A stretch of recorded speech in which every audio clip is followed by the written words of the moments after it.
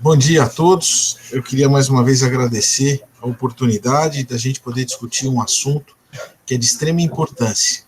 Hoje eu vou tentar focalizar um pouquinho sobre a miocardite, as abordagens diagnósticas e terapêuticas. Ontem nosso amigo Félix brilhantemente falou sobre Covid e coração, então eu não vou comentar sobre esse assunto nesse momento, falar um pouquinho sobre as miocardites de uma maneira geral. A gente sabe que um paciente que apresenta um processo infeccioso inflamatório, desde uma infecção aguda, ele pode evoluir para vários fenótipos, desde uma forma chamada fulminante, em que existe uma agressão miocárdica muito importante, que o paciente pode evoluir para arritmias ventriculares malignas, choque cardiogênico, um padrão de uma miocardite, que ele pode ficar praticamente assintomático, e isso depende muito também de uma suscetibilidade genética, não só o agente que ocasiona a agressão miocárdica, mas principalmente também do hospedeiro da suscetibilidade genética, e muitos desses pacientes podem evoluir para um quadro crônico, levando a um quadro de miocardiopatia dilatada. E a apresentação fenotípica principal dos pacientes que apresentam miocardite são a insuficiência cardíaca, pacientes que apresentam dilatação cardíaca, arritmias ventriculares sem causa aparente, e principalmente um quadro que a gente chama de dor precordial parecida com infarto, chamado de infarto-like. Então, essas três principais manifestações clínicas que os pacientes apresentam. Esse é um trabalho do grupo alemão do professor Hans-Peter Schultheiss, em que ele chama a atenção da importância da gente pensar no diagnóstico de miocardite. Então, quando a gente observa a presença de características clínicas como dor precordial, dispneia, palpitações, alterações em exames complementares, aquele paciente que tem inflamação e aquele paciente que não tem inflamação, não existe diferença significativa com relação à apresentação clínica. Ou seja, se o clínico não pensar no problema, não será feito o diagnóstico. Do mesmo jeito também com relação à presença ou ausência de vírus. Ou seja, como a gente tem enterovírus, parvovírus B19, herpes simples, ou associação concomitante de vários vírus, não existe diferença em relação à presença de vírus, a ausência de vírus, com relação a sintomas clínicos, alterações dos exames complementares ou alterações eletrocardiográficas. Ou seja, o diagnóstico de miocardite, quando nós falamos em miocardite, tem que ser um diagnóstico histológico. Tanto é que a diretriz europeia de cardiologia de 2013, ela define a miocardite como uma doença inflamatória do miocárdio, estabelecido por critérios histológicos, imunológicos e histoquímicos. E os critérios histológicos que eles caracterizam são os critérios de Dallas. E os critérios imunohistoquímicos são da presença de leucócitos, acima de 14 leucócitos por milímetro quadrado, e ter pelo menos algumas células características, como monócitos ou linfócitos T positivos, tipo CD, mais do que 7 células. E por outro lado também, que é muito importante, que a biópsia, além de dar o diagnóstico inflamatório, ela permite caracterizar a presença ou ausência de vírus no miocárdio. Quando a gente tenta falar em diagnóstico de miocardite, a gente já falou que a diagnóstico gold standard é a biópsia endomiocárdica. Porém, a ressonância magnética, ela tem surgido como um método complementar adjuvante na caracterização não invasiva desses pacientes. Então, se a gente tem uma apresentação clínica, a gente poderia talvez utilizar ou a ressonância ou a biópsia para poder tentar elucidar preventivamente em que tipo de situação esse paciente acaba se encontrando. Então, por exemplo, uma miocardite sem uma complicação clínica, com uma presença de uma função ventricular preservada, a ressonância estaria indicada ao invés de uma biópsia. Mas se a gente pega, por exemplo, um paciente que apresenta um choque cardiogênico refratário, estaria indicado a biópsia endomiocárdica, com objetivo de diagnóstico e, consequentemente, uma terapêutica efetiva. Naquele paciente que tem um infarto-like ou um quadro de dor precordial, talvez muitas vezes a ressonância e a biópsia poderiam trazer um diagnóstico de comprometimento inflamatório no coração. Pacientes com arritmias ventriculares malignas, provavelmente a biópsia estaria mais indicada. E principalmente pacientes com uma forma dilatada de maior tempo de evolução, acima de 3 meses de evolução, principalmente esses pacientes têm menos alteração na ressonância e mais alteração, talvez, evidente na biópsia endomiocárdica. Então, o clínico ele tem que muitas vezes ponderar em qual seria mais indicado, ou seria um método não invasivo, presuntivo, ou um método definitivo, mais objetivo, que seria a endópsia endomiocárdica nesses pacientes. Quando a gente fala em ressonância, existe uma tentativa de uniformizar os critérios para saber se realmente esse paciente poderia ter uma chance pela ressonância de ter o diagnóstico de miocardite. Então isso foi feito os critérios de Lake-Louise, em que caracteriza pela presença do realce tardio, que geralmente é um realce tardio mesocárdico, epicárdico, que pode ser encontrado até 70% a 80% dos pacientes e está muito mais presente na fase aguda. O mapa T2, que também caracteriza-se por edema, e esse edema ele é muito característico de pacientes com miocardite, como nós vamos comentar com os senhores, e uma fase pré-injeção do contraste, que é chamada de mapa T1.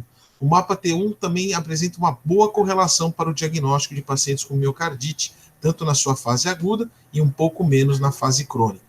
Então, pelo menos 2 desses critérios, ou a presença do realce tardio, ou a presença do mapa T2 com edema, ou a presença do mapa T1, poderiam caracterizar um diagnóstico presuntivo de miocardite. Lembrando sempre que o diagnóstico de miocardite padrão é pela biópsia endomiocárdica.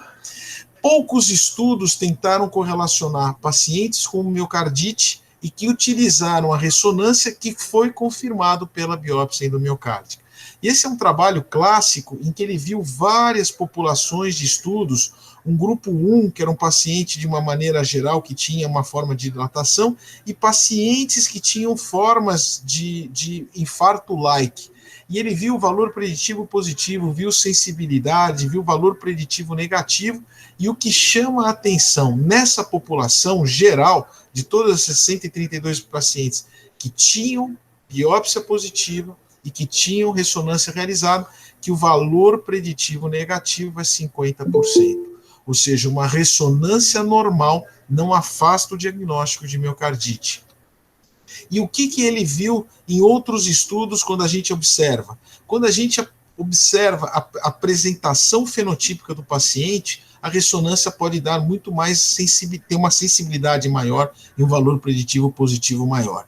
E esse valor preditivo positivo maior em que situação? Naqueles pacientes que têm infarto-like, ou seja, são aqueles pacientes que apresentam dor precordial, apresentam alterações eletrocardiográficas, apresentam troponinas elevadas, e quando se faz a ressonância, existe um aumento do realce tardio mesocárdico epicárdico, caracterizando o diagnóstico de miocardite. Já pacientes com a forma dilatada e de insuficiência cardíaca, cada um dos métodos, como edema, realce tardia, mapa T1, e mesmo os 3, acaba sendo significativamente inferior quando comparados aos pacientes com infarto-like. E pacientes que apresentam a forma arrítmica também são aqueles que apresentam menor sensibilidade da ressonância para o diagnóstico presuntivo de miocardite. Por isso que é muito importante a gente caracterizar a suspeita clínica, o método complementar e a sua interpretação desse método complementar. Como eu comentei anteriormente com os senhores, outros métodos discriminativos foram sendo utilizados para tentar caracterizar o paciente e tentar definir um valor preditivo da ressonância. E um desses é o mapa T1, tanto em pacientes com a forma aguda, como na forma de convalescência. E esse é um estudo muito interessante, publicado em 2016, em que ele utilizou essas técnicas novas para você tentar caracterizar um comprometimento inflamatório em pacientes com miocardite. Então ele utilizou o mapa T1, ele utilizou o mapa T2 e ele utilizou o espaço extravascular em 2 fases, numa fase aguda e também numa fase crônica. E o mapa T2, ou seja, aquela presença de edema, ele teve uma área sobre a curva de 0,81 em pacientes com a forma aguda e 0,77 na fase crônica, mostrando que ele era muito superior, muitas vezes, até os próprios critérios de Lake-Louise, quando você considerava apenas o realce tardio, e mostrando que se a gente utiliza o mapa T2 e na fase aguda também o mapa T1, a gente pode ter uma boa acurácia diagnóstica, não só considerando a presença do realce tardio, que teria uma acurácia muito inferior a essas técnicas novas. Se por um lado a gente não tem grande sensibilidade para algumas características, principalmente em pacientes com forma dilatada, no diagnóstico, a gente observa que a presença do realce tardio ele configura uma população de pacientes com um risco mais aumentado de evolução para óbito. Esse foi um estudo do Dr. Grum, um estudo alemão, em que ele avaliou mais de 201 pacientes por um período mais de 5 anos. E o que ele observou? Que existia uma mortalidade de 10% dessa população, e muitos desses pacientes que apresentavam óbito tinham até fração de ejeção preservada em repouso. E o que definia se esses pacientes evoluiriam para óbito ou não era a presença do realce tardio. A presença do realce tardio caracterizava uma população de pacientes com miocardite que agregava um valor prognóstico adverso. Como os senhores podem observar nessa curva de Kaplan-Meier, a presença do realce tardio ela foi um fator adverso de mortalidade. Aqueles pacientes que não apresentavam realce tardio tinham uma curva vectorial de sobrevida livre de eventos quase 100%. Então, nessa população de pacientes, é importante caracterizar que a miocardite não é uma doença simples, é uma doença complexa e de alta morbimortalidade. E outro dado também que é muito interessante, que os outros estudos foram sendo realizados, eles mostram que, a despeito de uma normalização de enzimas miocárdicas, como troponina, CKMB, existe muitas vezes uma progressão do realce tardio, ou seja, a miocardite é uma doença progressiva. Então, a gente observa num período basal e após um período de 3 meses, que muitos pacientes apresentavam um aumento do realce tardio, mesocárdico, epicárdico, mostrando que isso pode ter uma piora funcional. A gente sabe que o realce tardio ele pode caracterizar tanto alteração inflamatória como fibrose, e a gente sabe que são duas características primordiais para definir um remodelamento adverso nesses pacientes. E quando a gente pega, em termos de diagnóstico, sempre a gente utiliza critérios clínicos e critérios laboratoriais para a gente poder ponderar em que situação seria interessante pedir e quando pedir o exame.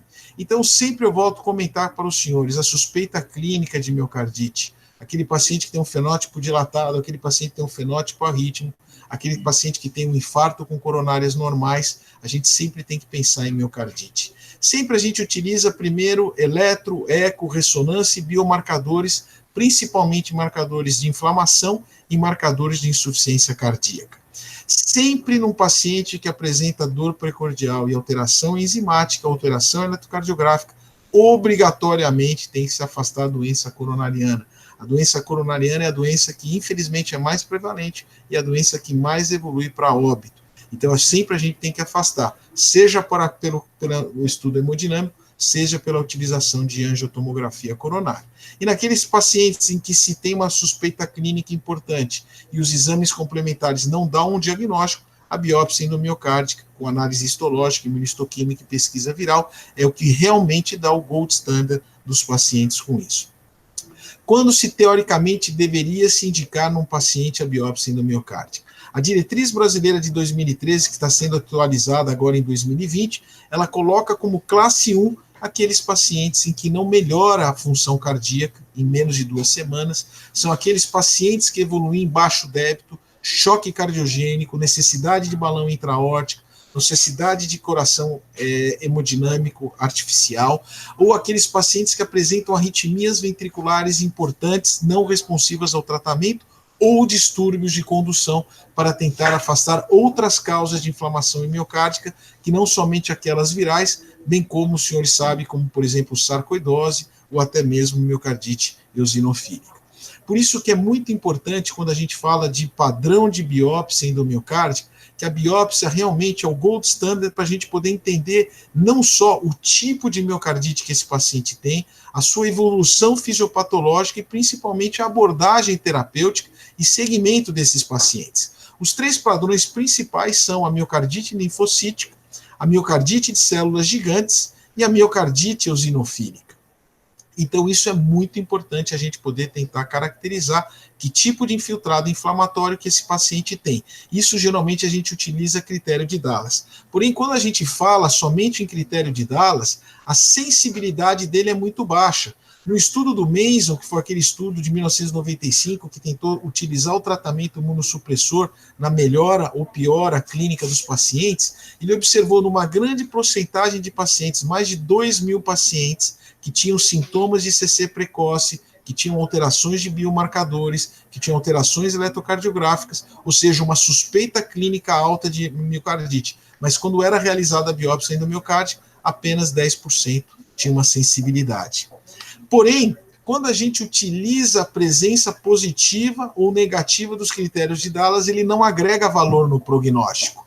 Ou seja, ter Dallas positivo ou ter Dallas negativo não muda a curva factorial numa corte do Dr. Martha Grogan de 134 pacientes. O que muda, sim, é a gente fazer não só para aumentar a sensibilidade diagnóstica, que é a presença da imunistoquímica, mas principalmente isso agrega valor no prognóstico desses pacientes. E o que é interessante no estudo do grupo do Charité de Berlim, da doutora Escher e do professor Schultheiss, em que a presença do infiltrado imunistoquímico, com presença de linfócitos TCD3 positivos, independente da fração de ejeção, os senhores observam, fração de ejeção preservada, fração de ejeção reduzida e fração de ejeção moderada. A presença do infiltrado inflamatório acima de 10 células por milímetro quadrado configura pacientes de maior risco, mostrando que a inflamação ativa caracteriza um risco aumentado de morte e de evolução clínica para disfunção cardíaca. E o que é interessante? Isso também é positivo quando se tem vírus no miocárdio. Aqueles pacientes que tinham vírus B19, parvovírus B19, fração de ejeção preservada e fração de ejeção reduzida, a presença do infiltrado inflamatório caracteriza uma população de maior risco para morte e insuficiência cardíaca. E um outro marcador que eles utilizam no Charité de Berlim, que define um risco maior, é a presença de perfurina. As perfurinas, elas são citocinas que podem estar presentes em pacientes com miocardite. Então, perfurinas acima de 2,9 células por milímetro quadrado também caracterizavam uma população de maior risco. Como eu comentei para os senhores, a biópsia endomiocárdica ela apresenta baixa sensibilidade diagnóstica. Várias outras técnicas têm sido utilizadas para tentar direcionar o local da biópsia. Então, muitas vezes, a própria ressonância naquela região do realce tardio, quando se consegue direcionar uma biópsia guiada pela ressonância, aumenta-se a sensibilidade. Outros dados interessantes, o paciente que apresenta miocardite, ele tem uma estrutura eletroanatômica diferenciada, alterada. Existe muitas vezes fibrose nessa região, então a despolarização está diminuída. Então, muitas vezes, o mapeamento eletroanatômico pelo estudo eletrofisiológico também poderia direcionar áreas de biópsias mais positivas, ou até mesmo a utilização de glicose marcada pelo PET-CT poderia mostrar uma área inflamatória, principalmente em pacientes também com sarcoidose, que poderia tentar aumentar a sensibilidade diagnóstica da biópsia endomiocárdica. A biópsia endomiocárdica, além de caracterizar o processo inflamatório, ela permite também definir um perfil genético do paciente. Mesmo locais que a gente não consiga definir para fazer a realização da biópsia, nós sabemos que determinados genes são ativados quando tem determinados tipos de miocardite. Esse é um trabalho muito interessante feito pelo Dr. Dick Lassner, em que ele observou que padrões de miocardite, como por exemplo, miocardites de células gigantes, miocardites linfocitárias, sarcoidoses e miocardites eosinofílicas, determinados padrões genéticos eram ativados. Então, caracterizavam o tipo de inflamação. Então, mesmo que a gente pudesse realizar um tipo de biópsia endomiocárdica, mas a região não tinha um resultado inflamatório por imunohistoquímica ou por critério de Dallas, mas o padrão inflamatório pelo padrão genético, pelo perfil genético, poderia caracterizar o diagnóstico presuntivo desses pacientes, aumentando em muito a sensibilidade.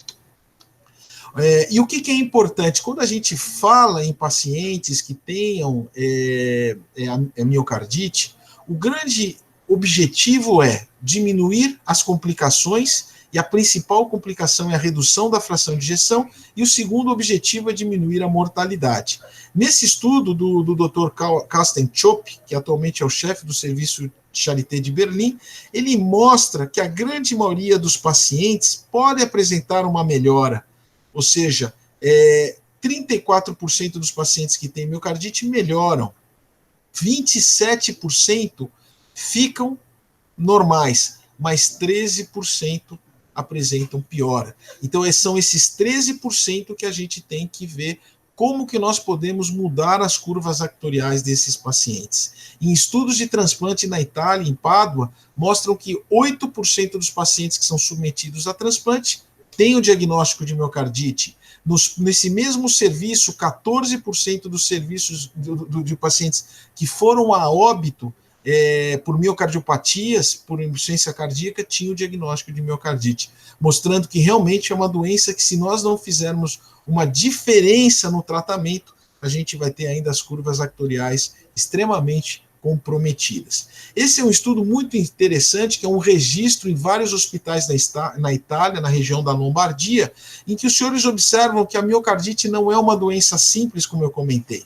Ela tem um segmento em dias, uma mortalidade de até 2,5%, mas pode chegar até 4,5% de mortalidade ao longo de 5 anos. E o que é interessante? Quando você compara mortalidade e risco de transplante, em 5 anos, 15% dos pacientes necessitam de um tratamento mais agressivo ou evoluem para óbito, mostrando que realmente é uma doença que a gente tem que observar com outros olhos e a conduta clínica deve ser um pouco diferente.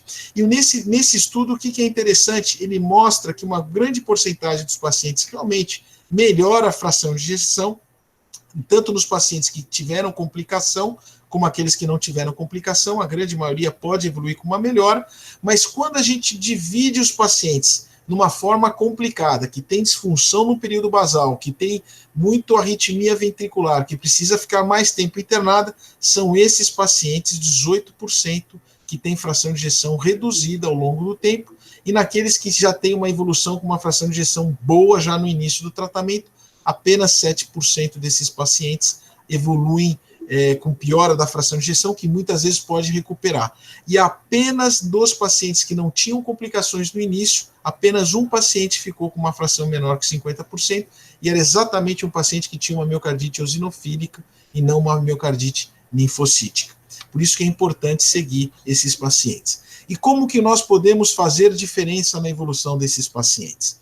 Antigamente, a miocardite era definida como uma doença sem cura, uma doença em que o tratamento imunossupressor, desde os estudos de Mason, em 1995, mostravam que não tinha diferença entre tratar e não tratar. Porém, naquela época, o que era utilizado os critérios de Dallas. E naquele estudo, 30% de perda de follow-up, e não era feita presença ou ausência de vírus, e não se utilizava a presença de estudo imunohistoquímico nessa população.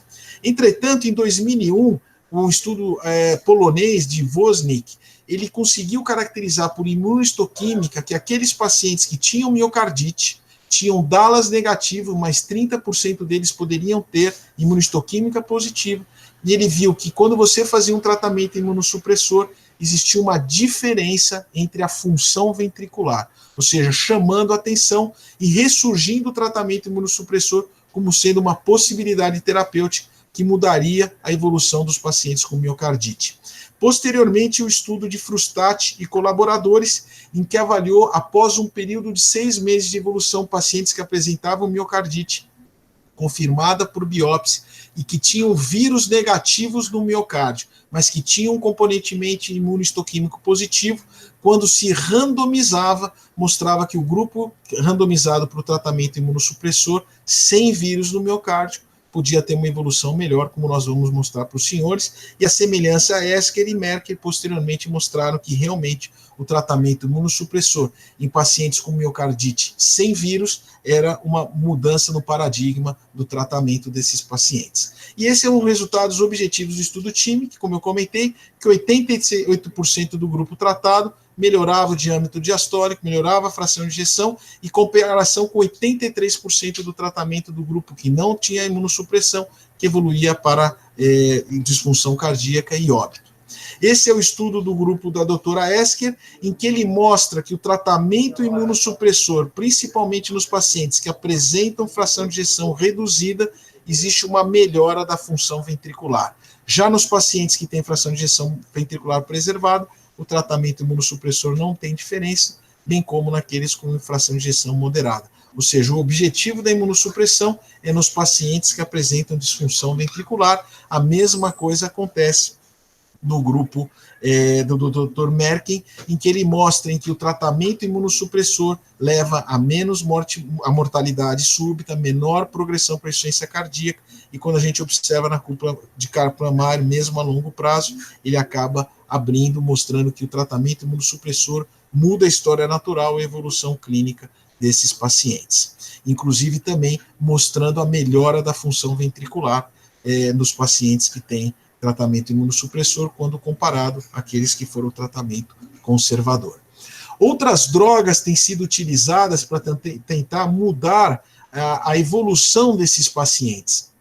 E o que é interessante, que quando a gente utiliza corticoide, a gente sabe que os corticoides não bloqueiam efetivamente os linfócitos B, principalmente os linfócitos B CD20. E a gente sabe que a imunidade, tanto inata como adquirida, tem uma função muito importante na evolução desses pacientes. Essas drogas são utilizadas com segurança em várias doenças reumatológicas, como lúpus, artrite reumatoide, doenças neuromusculares, e com resultados muito importantes. Então, são drogas que estão sendo utilizadas para alguns estudos clínicos, pelo menos fase 2, para tentar diminuir a ação direta do linfócitos T, para tentar mudar a história natural.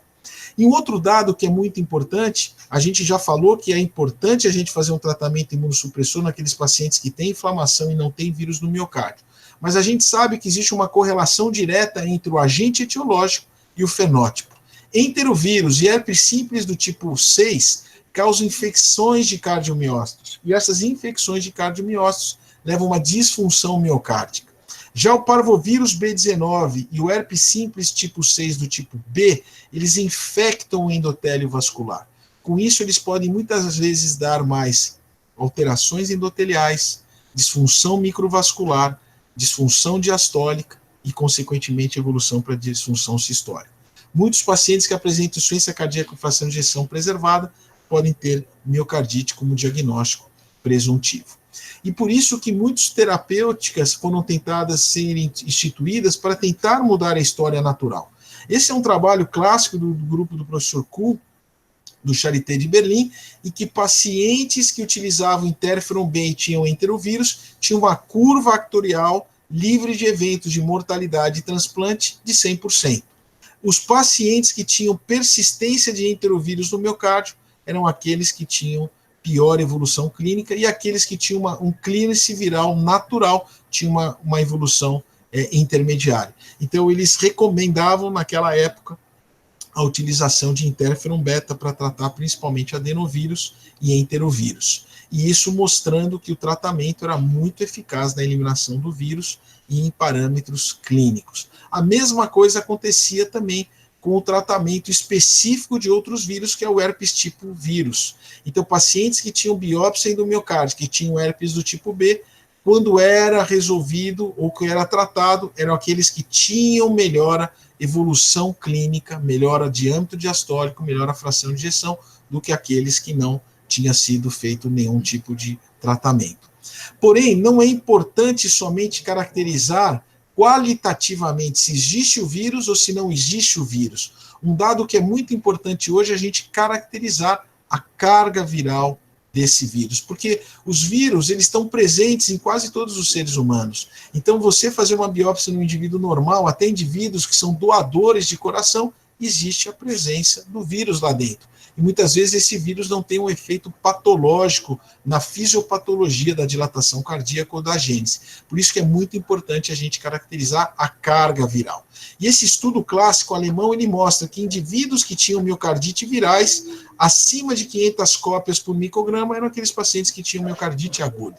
Já aqueles pacientes que tinham miocardite crônica tinham um nível intermediário, pacientes com miocardiopatia dilatada tinham níveis menores, e até mesmo, como eu comentei com os senhores, o controle, existia uma carga viral muito baixa. Mas o que caracteriza o efeito fisiopatológico citopático seria principalmente a carga viral. E muitas vezes tem se utilizado carga viral e principalmente também a presença de outras drogas que são utilizadas para tratar principalmente hepatite B, que é o telbivudina, para tentar pegar pacientes que têm RNA positivo para parvovírus B19 com disfunção ventricular. São estudos de fase 1 para tentar ver se realmente isso modifica a história natural. Então, nós temos outras possibilidades terapêuticas no futuro, novas drogas antivirais, novas drogas anti-inflamatórias, para poder tentar modificar a história natural.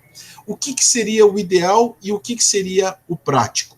Esse seria o exemplo ideal se nós tivéssemos todas as possibilidades de fazer um estudo histopatológico, análise de perfil genético, determinar carga viral, determinar um padrão imunistoquímico adequado. Então, esse seria o ideal para a gente poder tentar fazer um estudo e direcionar o tratamento. Naqueles pacientes que têm inflamação negativa e vírus negativo, é o tratamento sintomático da insuficiência cardíaca. Ele tem uma miocardiopatia dilatada, ele pode até ter tido um vírus no passado, mas cuja consequência fisiopatológica atual é um remodelamento miocárdico, uma insuficiência cardíaca. Naqueles pacientes que têm inflamação positiva e vírus negativo, sempre é importante caracterizar o tipo de infiltrado inflamatório. Se é uma miocardite de célula gigante, se é uma sarcoidose, ou se é uma miocardite eosinofílica, ou se é uma miocardite linfocítica. Porque isso vai determinar o tipo específico e a duração do tratamento imunossupressor dessa população. Se ele tem uma miocardiopatia dilatada, mais de 3 meses de evolução, que não melhora com o tratamento de insuficiência cardíaca instituído, e tem inflamação positiva e vírus negativo, como nós mostramos, o estudo do Dr. Merck, Dr. Escher e do Dr. Do estudo time, que mostra que o tratamento imunossupressor está indicado com corticoide e azatioprina e que possa mudar a evolução natural desses pacientes. Porém, se a gente tem inflamação positiva e vírus positivo e disfunção miocárdica, o que se recomenda é que se é um adenovírus e um endenovírus, o interferon beta estaria indicado. O parvovírus, ele responde muito mal a interferon. Então, somente 50% dos pacientes que têm parvovírus B19 respondem a interferon. Então, muitas vezes, outras drogas, como gama-globulina hiperimune, que apresenta atividade imunomodulatória e antiviral, pode ser indicado. E até o bivudina tem estudos em fase 1 e agora estudos em fase 2 para tentar ver a ação dessa presença desse medicamento nessa fase. Outros estudos também têm sido utilizados, como anaquira, canakinumab, até mesmo a colchicina e outras drogas experimentais, bloqueadores de interleucina 2, bloqueadores de interleucina 6, como ontem o professor Félix comentou brilhantemente na aula de Covid e coração. A interleucina 6 ela é um fator na miocardite por Covid. A miocardite por Covid tem uma fisiopatologia completamente diferente de toda essa miocardite que a gente falou. Ela tem muito mais uma ação de macrófago envolvido do que linfócito, tem muito mais neutropenia, e inclusive o professor Félix vai gravar de novo essa aula para deixar para os senhores evidente, para vocês poderem continuarem aprendendo. Então, estudos experimentais mostram que bloqueadores de interleucina 1, eles diminuem a lesão miocárdica, atenuam o remodelamento miocárdico, e existe uma perspectiva muito importante para a gente poder tentar mudar a história natural desses pacientes. E para terminar, eu só queria deixar um ponto importante. Sempre quando a gente pega um paciente com miocardite, a gente sempre trata esse paciente como se ele tivesse uma agressão. Então, a gente acaba fazendo uma coisa meio off-label, dá o tratamento da insuficiência cardíaca com inibidor de enzima, beta-bloqueador, bloqueador de espirulactona. Se ele tem uma fração de ejeção preservada, a gente faz uma ressonância e acompanha clinicamente esse paciente. Mas se esse paciente piorar a função, aí se recomenda a biópsia e o tratamento direcionado, como a gente comentou anteriormente para os senhores. E uma outra coisa que é muito importante definir esses pacientes, que esses pacientes, mesmo tendo normalização da função ventricular e de biomarcadores, eles podem ter uma inflamação ativa no miocárdio. Então, o repouso desses pacientes é muito importante. Esse repouso ele é baseado em estudos experimentais, em que animais de experimentação que eram induzidos a fazer atividade física tinham maior inflamação e tinham maior replicação viral. E pacientes com febre reumática, e pacientes com febre reumática também, aqueles que preservavam o repouso, tinham menor evolução clínica para disfunção e menor evolução clínica para inflamação. E esse é o único estudo, é um estudo até francês, em que ele mostra que quanto maior a frequência cardíaca na admissão, maior a atividade inflamatória. Então, se a gente consegue deixar o paciente em repouso por um período de 3, 6 meses, não fazer atividades competitivas, isso também pode auxiliar.